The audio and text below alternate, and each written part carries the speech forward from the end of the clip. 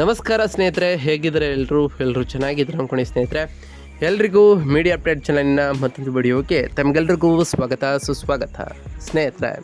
2026ರ ಈ ಒಂದು ವರ್ಷದಲ್ಲಿ ಈ ಮಾರ್ಚ್ 12ರ ನಂತರ ತುಲಾ ರಾಶಿಯವರ ಭವಿಷ್ಯ ಹೇಗಿರಲಿದೆ, ಅದರಲ್ಲೂ ಈ ಮಾರ್ಚ್ ತಿಂಗಳಿನಲ್ಲಿ ಉಂಟಾಗ್ತಿರುವಂತಹ ಗ್ರಹ ಸಂಚಾರಗಳು ನಿಮ್ಮ ಜೀವನದ ವಿವಿಧ ಅಂಶಗಳಾದಂತಹ ವೃತ್ತಿಯಲ್ಲಾಗಿರ್ಬೋದು, ವೈವಾಹಿಕ ಜೀವನ ಇರ್ಬೋದು, ಕೌಟುಂಬಿಕ ಜೀವನ, ವ್ಯಾಪಾರ, ವ್ಯವಹಾರ ಮತ್ತು ಶಿಕ್ಷಣದ ವಿಚಾರದಲ್ಲಿ ಸಾಕಷ್ಟು ಬದಲಾವಣೆಗಳನ್ನು ತರಲಿದೆ ಸ್ನೇಹಿತರೆ.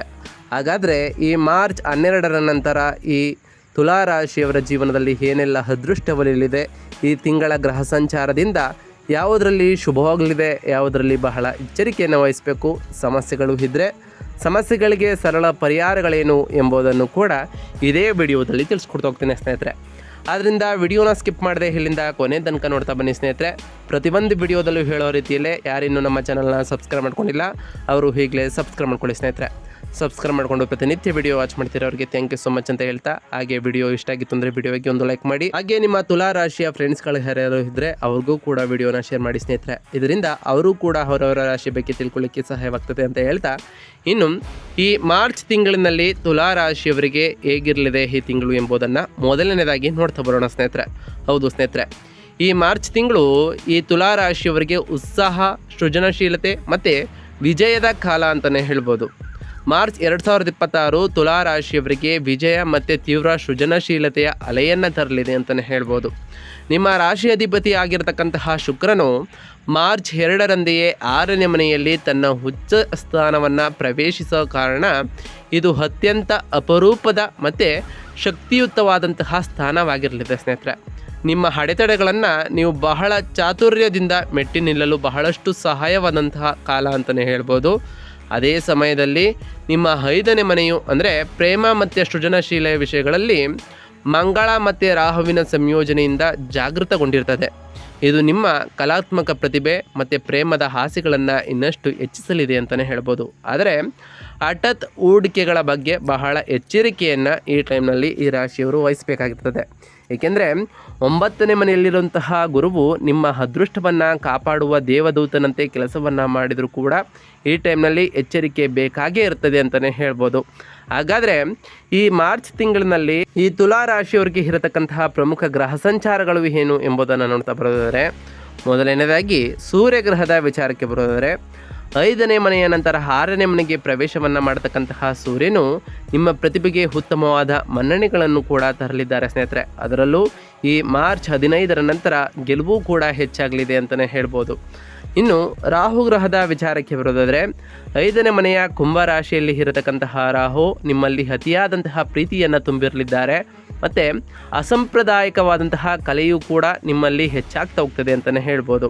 ಇನ್ನು ಮಂಗಳ ಗ್ರಹದ ವಿಚಾರಕ್ಕೆ ಬರೋದಾದರೆ, 5ನೇ ಮನೆಯ ಕುಂಭರಾಶಿಯಲ್ಲಿ ಇರತಕ್ಕಂತಹ ಮಂಗಳನು ನಿಮ್ಮಲ್ಲಿ ಸೃಜನಶೀಲ ಹಠವನ್ನು ಹೆಚ್ಚು ಮಾಡಲಿದ್ದು ಪ್ರೇಮ ಮತ್ತು ಹೂಡಿಕೆಗಳ ವಿಚಾರದಲ್ಲಿ ಬಹಳಷ್ಟು ಎಚ್ಚರಿಕೆಯನ್ನು ವಹಿಸಬೇಕಾಗಿರ್ತದೆ ಈ ತಿಂಗಳಿನಲ್ಲಿ. ಇನ್ನು ನಿಮ್ಮ ರಾಶಿ ಅಧಿಪತಿಯಾದಂತಹ ಶುಕ್ರ ಗ್ರಹದ ವಿಚಾರಕ್ಕೆ ಬರೋದಾದರೆ, 6ನೇ ಮನೆಯ ಉಚ್ಚಸ್ಥಾನದಲ್ಲಿ ಶುಕ್ರನು ಇರುವ ಕಾರಣ ವಿರೋಧಿಗಳ ಮೇಲೆ ಜಯವನ್ನು ಸಾಧಿಸ್ತಾ ಬರ್ತೀರಿ. ನಿಮ್ಮ ಸೇವೆಗಳ ವಿಚಾರದಲ್ಲಿ ಅಥವಾ ದೈನಂದಿನ ಕೆಲಸಗಳಲ್ಲಿ ಸಾಕಷ್ಟು ಉತ್ತಮವಾದ ಫಲಗಳನ್ನು ನೀವು ಕಾಣ್ಬೋದಾಗಿದೆ ಅಂತಲೇ ಹೇಳ್ಬೋದು ಸ್ನೇಹಿತರೆ. ಇನ್ನು ಗುರುಗ್ರಹದ ವಿಚಾರಕ್ಕೆ ಬರೋದಾದರೆ, 9ನೇ ಮನೆಯ ಮಿಥುನ ರಾಶಿಯಲ್ಲಿ ಗುರು ಇರಲಿದ್ದು ನಿಮ್ಮ ಅದೃಷ್ಟ ಈ ಟೈಮ್ನಿಂದ ಕೂಡಿ ಬರಲಿದೆ.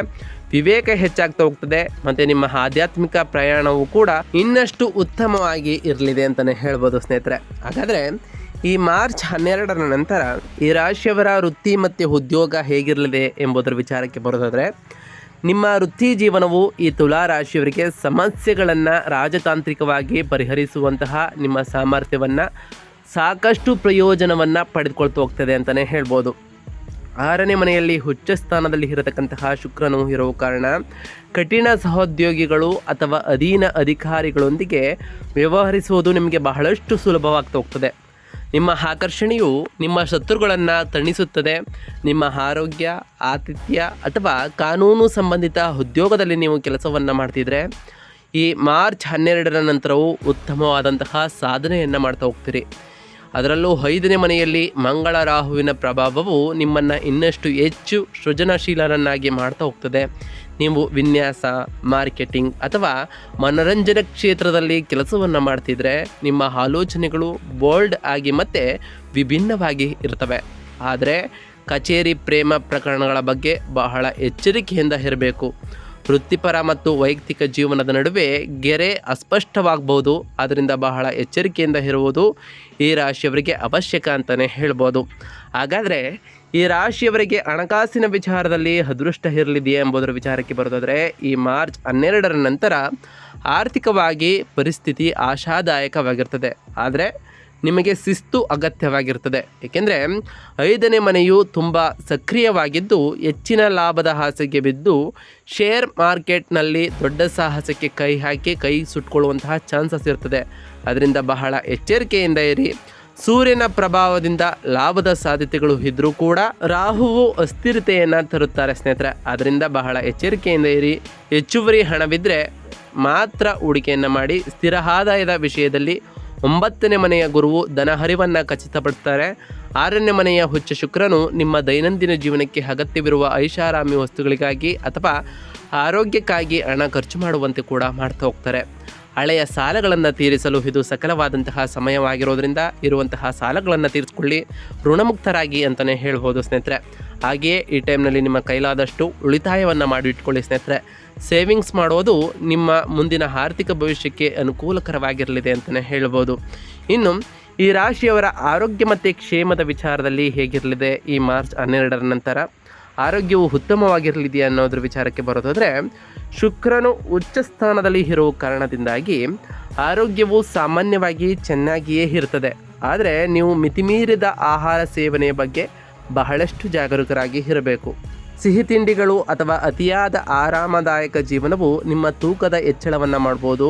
ರಕ್ತದ ಸಕ್ಕರೆಯ ಸಮಸ್ಯೆಗಳಿಗೂ ಕೂಡ ಇದು ಹೆಚ್ಚು ಕಾರಣವಾಗ್ಬೋದು. ಅದರಿಂದ ಸಮತೋಲಿತವಾದಂತಹ ಆಹಾರ ಸೇವನೆಯನ್ನು ಮಾಡಿ. ಆಹಾರ ಸೇವನೆಯನ್ನು ಮಾಡಿದ ನಂತರ ಸಣ್ಣ ವ್ಯಾಯಾಮಗಳನ್ನು ಮಾಡಿ ಸ್ನೇಹಿತರೆ. ನಿಮ್ಮ ದೈನಂದಿನ ಜೀವನದಲ್ಲಿ ವ್ಯಾಯಾಮ ಮತ್ತು ಧ್ಯಾನವನ್ನು ಮಾಡೋದರಿಂದ ನಿಮ್ಮ ದೈಹಿಕ ಶಕ್ತಿ ಮತ್ತು ಮಾನಸಿಕ ಶಕ್ತಿಯು ವೃದ್ಧಿಯಾಗಲಿದೆ. ಇದರಿಂದ ನಿಮ್ಮ ಆರೋಗ್ಯವು ಕೂಡ ಉತ್ತಮವಾಗಿ ಇರಲಿದೆ ಅಂತಲೇ ಹೇಳ್ಬೋದು. ಅದರಲ್ಲೂ 5ನೇ ಮನೆಯ ಮಂಗಳ ಮತ್ತು ರಾಹುವಿನ ಸಂಯೋಜನೆಯು ಹೊಟ್ಟೆ ಮತ್ತು ಜೀರ್ಣಕ್ರಿಯೆಗೆ ಸಂಬಂಧಪಟ್ಟಂತಹ ಪಿತ್ತ ದೋಷವನ್ನು ಉಂಟು ಮಾಡ್ಬೋದು. ಖಾರವಾದ ಆಹಾರ ಸೇವಿಸಿದರೆ ಅಸಿಡಿಟಿ ಅಥವಾ ಹಿರಿಯುರಿ ಸಂಭವಿಸ್ಬೋದು. ಗರ್ಭಿಣಿಯರು ಈ ತಿಂಗಳು ಹೆಚ್ಚಿನ ಕಾಳಜಿಯನ್ನು ವಹಿಸಬೇಕು ಮತ್ತು ಒತ್ತಡದಿಂದ ಸ್ವಲ್ಪ ದೂರವಿರಬೇಕು ಅಂತಲೇ ಹೇಳ್ಬೋದು ಸ್ನೇಹಿತರೆ. ಇನ್ನು ಈ ರಾಶಿಯವರ ಕುಟುಂಬ ಮತ್ತು ಸಂಬಂಧಗಳ ವಿಚಾರದ ಬಗ್ಗೆ ಮಾತನಾಡ್ತಾ ಬರೋದಾದರೆ, ಕೌಟುಂಬಿಕ ಜೀವನವು ಕೂಡ ಈ ಮಾರ್ಚ್ 12ರ ನಂತರ ತೀವ್ರ ಮತ್ತು ಭಾವೋದ್ರೇಕದಿಂದ ಕೂಡಿರ್ತದೆ ಅಂತಲೇ ಹೇಳ್ಬೋದು. ಅದರಲ್ಲೂ ಈ ಪ್ರೇಮ ಜೀವನವು ಬಹಳಷ್ಟು ಭಾವೋದ್ರೇಕದಿಂದ ಕೂಡಿರುತ್ತದೆ ಅಂತಲೇ ಹೇಳ್ಬೋದು. 5ನೇ ಮನೆಯಲ್ಲಿ ಮಂಗಳ ಮತ್ತು ರಾಹು ಇರೋದರಿಂದ ಪ್ರೇಮ ಸಂಬಂಧಗಳಲ್ಲಿ ಹಠಾತ್ ಬೆಳವಣಿಗೆಗಳು ಕೂಡ ಉಂಟಾಗ್ಬೋದು. ನೀವು ಸಾಮಾನ್ಯವಾಗಿ ಇಷ್ಟಪಡದ ಮಾದರಿಯ ವ್ಯಕ್ತಿಗಳತ್ತ ಆಕರ್ಷಿತರಾಗ್ಬೋದು. ರೋಮಾಂಚನವನ್ನು ಆನಂದಿಸಿ, ಆದರೆ ಯಾವುದೇ ಬದ್ಧತೆಯನ್ನು ನೀಡುವ ಮುನ್ನ ಯೋಚಿಸಿ ಅಂತಲೇ ಹೇಳ್ಬೋದು. ವಿವಾಹಿತ ದಂಪತಿಗಳಿಗೆ ಮಕ್ಕಳ ವಿಷಯವು ಪ್ರಮುಖ ಗಮನ ಹರಿಸಬೇಕಾದಂತಹ ಕ್ಷೇತ್ರವಾಗಿರಲಿದೆ. ಅವರ ವರ್ತನೆ ಅಥವಾ ಆರೋಗ್ಯದ ಬಗ್ಗೆ ನೀವು ಸ್ವಲ್ಪ ಚಿಂತಿತರಾಗ್ಬೋದು. ಆದರೆ 5ನೇ ಮನೆಯ ಮೇಲಿನ ಗುರುವಿನ ದೃಷ್ಟಿಯು ರಕ್ಷಣೆಯನ್ನು ನೀಡಲಿದ್ದು ಮಕ್ಕಳಿಗೆ ಸರಿಯಾದಂತಹ ಮಾರ್ಗದರ್ಶನ ನೀಡಲು ನಿಮಗೆ ಇದು ಬಹಳಷ್ಟು ಸಹಾಯವನ್ನು ಮಾಡಲಿದೆ ಅಂತಲೇ ಹೇಳ್ಬೋದು. ಇದರಿಂದ ಬಹಳಷ್ಟು ಕುಟುಂಬಗಳು ಇನ್ನಷ್ಟು ಉತ್ತಮವಾಗಿ ಇರಲಿದೆ ಈ ಟೈಮ್ನಲ್ಲಿ ಅಂತಲೇ ಹೇಳ್ಬೋದು. ಹಾಗಾದರೆ ಈ ಶೈಕ್ಷಣಿಕ ವಿಚಾರದಲ್ಲಿ ಹೇಗಿರಲಿದೆ ಈ ಮಾರ್ಚ್ 12ರ ನಂತರ ಎಂಬುದರ ವಿಚಾರಕ್ಕೆ ಬರೋದಾದರೆ, ವಿದ್ಯಾರ್ಥಿಗಳಿಗೆ ಇದು ಪ್ರತಿಭೆ ಮತ್ತು ವಿಚಲನೆಯ ಮಿಶ್ರಣವಾಗಿದೆ ಅಂತಲೇ ಹೇಳ್ಬೋದು. 5ನೇ ಮನೆಯ ಚಟುವಟಿಕೆಗಳು ತೀಕ್ಷ್ಣ ಬುದ್ಧಿಶಕ್ತಿಯನ್ನು ಮತ್ತು ಸೃಜನಶೀಲತೆಯನ್ನು ನಿಮಗೆ ನೀಡ್ತಾ ಬರ್ತವೆ.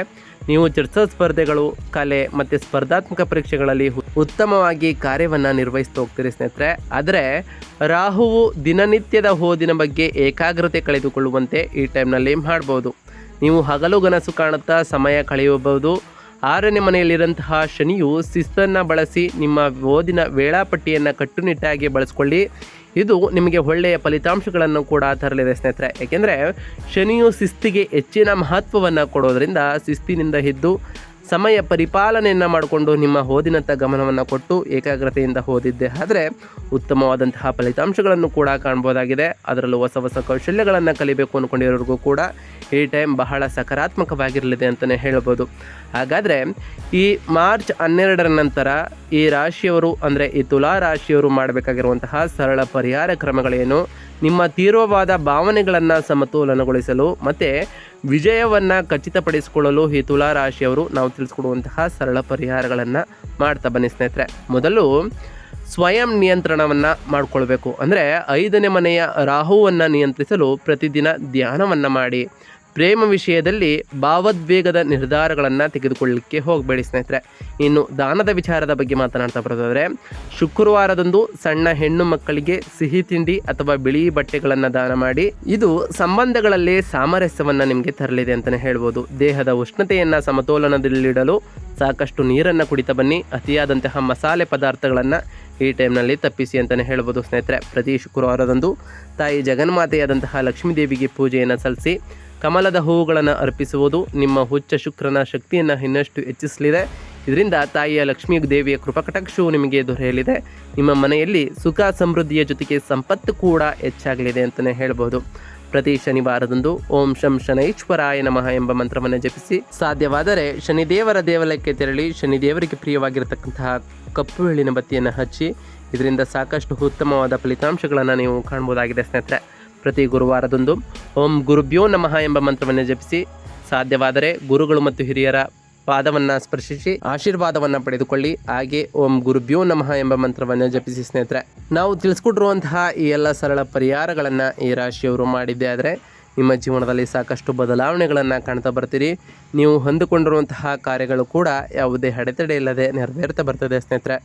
ಇದಾಗಿತ್ತು ಇವತ್ತಿನ ಒಂದು ವಿಡಿಯೋ ಸ್ನೇಹಿತರೆ. ವಿಡಿಯೋ ಇಷ್ಟ ಆಗಿತ್ತು ಅಂದರೆ ವಿಡಿಯೋಗೆ ಒಂದು ಲೈಕ್ ಮಾಡಿ. ಯಾರೇನೂ ನಮ್ಮ ಚಾನಲ್ನ ಸಬ್ಸ್ಕ್ರೈಬ್ ಮಾಡ್ಕೊಂಡಿಲ್ಲ ಅವರು ಈಗಲೇ ಸಬ್ಸ್ಕ್ರೈಬ್ ಮಾಡ್ಕೊಳ್ಳಿ. ಸಬ್ಸ್ಕ್ರೈಬ್ ಮಾಡಿಕೊಂಡು ಪ್ರತಿನಿತ್ಯ ವಿಡಿಯೋ ವಾಚ್ ಮಾಡ್ತಿರೋರಿಗೆ ಥ್ಯಾಂಕ್ ಯು ಸೋ ಮಚ್ ಅಂತ ಹೇಳ್ತಾ, ಹಾಗೆ ಕಮೆಂಟ್ನಲ್ಲಿ ಓಂ ಶನೈಶ್ವರಾಯ ನಮಃ, ಓಂ ಗುರುಭ್ಯೋ ನಮಃ, ಓಂ ಲಕ್ಷ್ಮೀನಾರಾಯಣಾಯ ನಮಃ ಎಂದು ಕಮೆಂಟ್ ಮಾಡಿ ಸ್ನೇಹಿತರೆ. ಆ ಶನಿದೇವರು, ಗುರುದೇವ, ಲಕ್ಷ್ಮೀನಾರಾಯಣ ನಿಮಗೆ ಆಯುಷ್ಯ ಆರೋಗ್ಯ ಸಮೃದ್ಧಿಗಳನ್ನು ಕೊಟ್ಟು ಕಾಪಾಡಲಿ. ನೀವು ಹೊಂದಿಕೊಂಡಿರುವಂತಹ ಕಾರ್ಯಗಳು ಯಾವುದೇ ಅಡೆತಡೆ ಇಲ್ಲದೆ ನೆರವೇರಲಿ ಅಂತ ಆ ದೇವರಲ್ಲಿ ಕೇಳ್ಕೊಳ್ತಾ ಇವತ್ತಿನ ಒಂದು ವಿಡಿಯೋನ ಮುಗಿಸ್ತಿದ್ದೀನಿ ಸ್ನೇಹಿತರೆ. ಸಿಗ್ತೀನಿ ಮತ್ತೊಂದು ವಿಡಿಯೋದೊಂದಿಗೆ. Thank you for watching.